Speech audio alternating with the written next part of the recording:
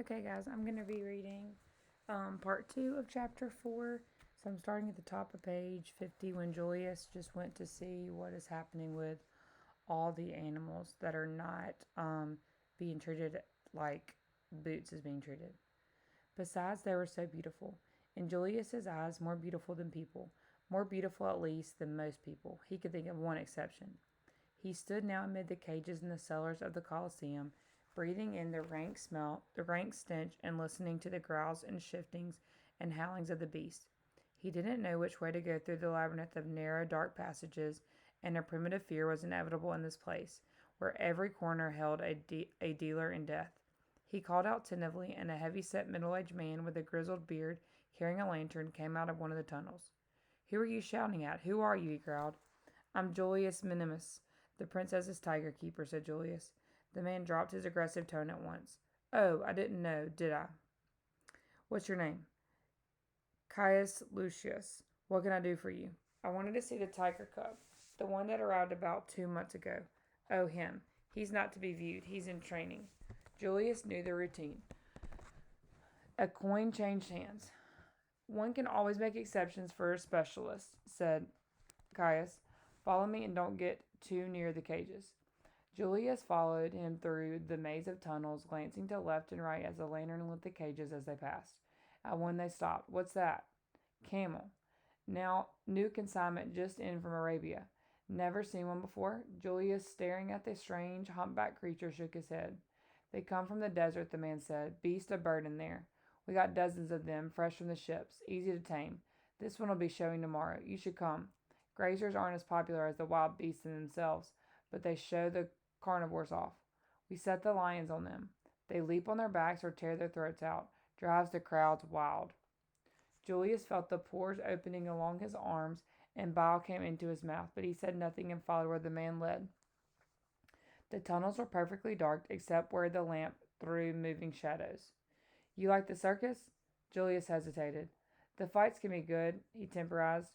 "Of course, it's not like the old days, when the Colosseum was first built, you know. They could flood the whole arena. They had sea battles with ships modeled on real ones. That must have been quite a spectacle. You know what else? They had crocodiles in the water. Made it more exciting when someone fell in." Julius said nothing. "In some ways, though, it's better now. They have to keep thinking of ways to keep the people satisfied. All sorts of fancy tricks they got. Well, you've seen 'em. Want to see the lifts?" He took Julius down a passage to a cave-like room and held his lantern up. Julius saw a wooden winch attached to pulleys. There was sort of a platform near the ground with a cage on it. "Takes 3 men to winch that up to the roof," said Caius. It was clear he took pride in the technical side of the circus. "Beyond that, of course, there's the floor of the arena. See that trapdoor up there? Look, I'll show you." He turned another wheel and a square shape dropped down. The cave was abruptly flooded with sunlight from above. The beast, whatever it is, hauled up to the floor of the arena and released. "Can't get back down, has to rush into the ring, and then look out, whoever's in its way." He turned the wheel back, and the trapdoor creaked shut again. They resumed their walk through the darkness. "Go to the palace a lot, then, do you?" asked the man, who seemed more friendly now. "Oh, yes, very often." "Ever see anything of a serving woman called Bella?" "I don't think so. Caesar has many servants. I don't know their names." "She was the young lady's nurse when she was small. Still lives there, on pension like." "Oh, the nurse. Yes, I see her once in a while. She hates the tiger, so she doesn't often come when I'm there." "Good looker, eh?" Julius was surprised. "Maybe once. She's old now." "No older than me," Caius said gruffly. "Here's what you came for." They turned a corner in the tunnel, and in front of him, as the man raised the lantern, Julius saw the brother of Boots. He stopped and stared. Already there was a marked difference between the two. Boots had grown bigger, but also fatter. Aurelia loved to feed him, and she gave him more than he really needed. This one was lean, strong, powerful, and taller when he stood up, as he now did, rising to his feet with slow, feline grace as Julius drew near. "Careful, he's a mean one. If you go too close, he can—" Without warning, the tiger leaped toward him. His mouth was open in a furious snarl, and his claws, no muffling here, stretched themselves between the bars in a downward swipe. Julius saw them, long, curved, sharp as knives. If either man had been standing against the cage, his belly would have been ripped open. Julius instinctively jumped back. "Phew, he is fierce. Was he like this when he first came?" "Well, we've helped his temper along a little," said the man with a smirk, "and we don't feed him more than just enough to keep him alive and active. He'll be ready for his first bout in the arena soon. By then, he'll be so eager to vent his rage and to make a good meal of someone, he'll give the crowd their money's worth. Take it from me. Will he be killed in his turn? Caius shrugged. Well, most of them die in the end, but he'll give a good account of himself first. I pity whoever's up against him. You pity them? Julius asked, startled. The man glanced at him. Manner of speaking, he said. You can't afford pity in my job. They're all just slaves, really, aren't they? Animals and men alike. Slaves, criminals, prisoners of war. It's all they're fit for, to entertain the crowds and glorify Caesar. He ran his stick across the bars of the cage, and the tiger glared and backed off, as if preparing to spring again, but he didn't. He growled and muttered, and then lay down on his side, his eyes closed, as if disdaining his tormentors. What's he called? Asked Julius, watching him, thinking what it might be like to be in the tiger's hide in his head. What's he called? Repeated the man. Do you think I've nothing better to do than give them all names? I'll call him Brute when I'm provoking him. The tiger opened his eyes and lifted his great bicolored head. Well, look at that, exclaimed Caius. I'll go to Tartarus if he don't know his name. Whoever saw the like. He's intelligent then? So it seems. The dogs and that, they're quite sharp. You can train 'em to come to a whistle. Do what you tell 'em. There was a dog here once, wild when he came, but I managed to teach him tricks. Got so he knew me. I tried to buy him, but I couldn't. Sorry when he went. He glanced overhead. And the elephants. He went on after a moment. Now there's a clever beast and no mistake. You can't help respecting elephants. They know what's happening to them, and they know what's happening to their fellows, almost like us. Did you ever hear tell about a time, centuries ago, when Pompey was emperor, when he ordered a half a dozen elephants into the arena and set 20 starving lions on them? And when they were downed and being eaten but still alive, they lay there making such sounds and put up their trunks as if they was beseeching pity, or a saying of their death prayers. That was one time the crowd didn't like it. They say that 50,000 people rose to their feet as one man and wept and cursed Caesar and shouted for the elephants to be spared. That was a sight to fill with pity, if you like, but it was too late by then. Julius swallowed hard. The pictures in his mind almost unmanned him. Is that the only time? What? That the crowd has been on the side of the animals?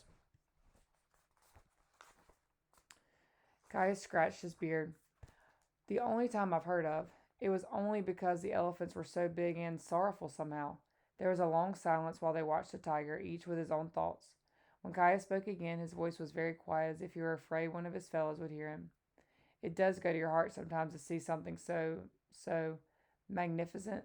Yes, magnificent. When you see something so magnificent brought low just to make the crowds happy. Doesn't it ever seem wrong to you? Julius asked eagerly. The man seemed to come back to himself. He gave Julius a look, whether of contempt or of warning. Julius couldn't tell. You be no good round here. You best get back to your pampered house cat and leave the circus to men who've put a callous on their feelings for the emperor's sake. Go on about your business now. I've got work to do. When the two legs had gone, Brute sat up and began to groom himself. He never did this when any two legs were watching. He got such comfort and satisfaction out of licking and cleaning his fur that he had a sense of intrusion if he wasn't alone. He couldn't do it when he was filled with hatred and fury, only when he felt calm, and for that he needed to be by himself. The rocky hole he lived in was to him like the worst nightmare of imprisonment would be to a human being. There was no natural light. The air was fetid. It brought him no more than a tantalizing whiff of anything natural and good. He could smell only the reek of other unhappy, confined creatures, and sometimes when the circus was in progress above him, the strong scent of blood that nearly drove Brute mad. The smells were in every breath he drew, and smells are of a tiger's language. The hate and fear of his fellow prisoners, the bloodletting and the terrifying roars of the crowd above had become part of him. They fed his rage and strengthened it. He still missed his brother, but in a less focused way. When he lay down to sleep on the hard stone floor, he felt an absence, a vacancy where the other ought to be. He didn't visualize him or grieve for him. He just felt incomplete. In the cage opposite him was an old bear. This bear had been in the circus for a long time. He had appeared in the arena often and was a favorite with the crowds, which explained why he was still alive. When he loped into the ring on all fours or was led in on a chain on his hind legs, the crowd would roar their recognition and throw bits of food to him, he was sometimes allowed to eat. His performance was to fight off dogs that were set to bait him. In the early days, he had had to fight desperately against a pack of them, but nowadays only a few dogs were sent on him, and care was taken that he not be outmatched. He was nearly always able to throw himself back on his haunches, grasp the springing animals in his great arms, and hug them to death one by one, keeping the others off with snapping teeth. but he never escaped without some bites. His thick brown fur was bald in places where the scars had healed. The bear was the only animal Brute ever saw come back down from above. When the bear was injured, the tiger would scent the blood and yowl.